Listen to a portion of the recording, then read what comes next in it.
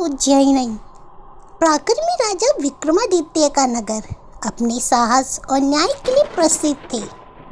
एक दिन अमावस्या की अंधेरी रात राजमहल के ऊपर अचानक दिव्य प्रकाश प्रकट हुआ। उस प्रकाश से एक सुंदर किंतु व्याकुल परी उतरी। वह थी सातवीं परी। उसने बताया कि दुष्ट तांत्रिक कालकेतु अमृत प्राप्त करने के लिए 6 परियों को बंदी बनाकर काल यज्ञ कर रहा है। अब वह उसे भी पकड़ना चाहता है। यदि यज्ञ पूरा हो गया तो संसार पर संकट छा जाएगा।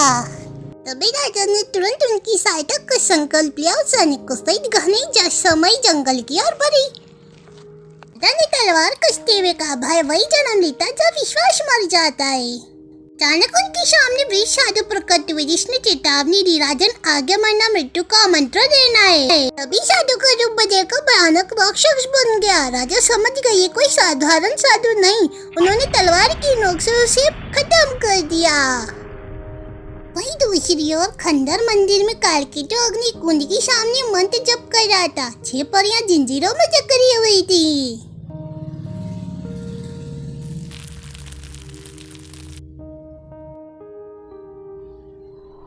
वहीं दूसरी ओर कालकेतु ने ब्रह्म रचकर राजा को डराने की कोशिश की, यहाँ तक कि उनके स्वर्गीय पिता का रूप भी धारण किया। पर विक्रमादित्य ने समझ गए कि ये छल है। उन्होंने साहस नहीं छोड़ा।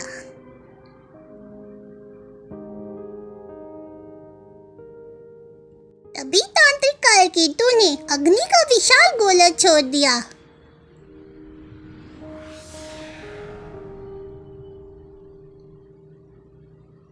तभी 7वीं परी ने आकर प्रकाश कवच बनाकर राजा की रक्षा की। अवसर देकर विक्रमादित्य ने अपनी तलवार से उसको खंड कर दिया। तभी भयानक युद्ध छिड़ गया। विक्रमादित्य ने अपनी तलवार से तांत्रिक का तंत्र मंडल नष्ट कर दिया। यज्ञ अधूरा रह गया और कालकेतु पराजित हो गया। तांत्रिक चीखा और धूल में मिल गया। जंजीरें टूट गई, 6 परियां मुक्त हो गई। परी ने राजा को बोला, राजन आपने न केवल हमें बचाया बल्कि स्वलोक को विनाश से बचा लिया।